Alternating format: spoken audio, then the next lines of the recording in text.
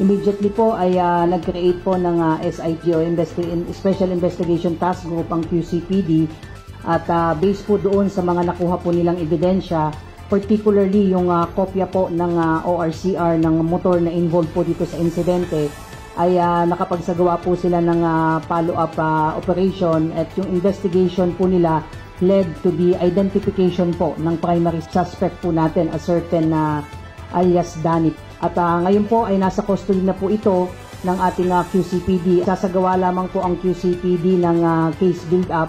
Like I said po, ito pong suspect po natin ay nahuli within 24 hours po dun sa pagkandak po ng QCPD ng kanilang investigation.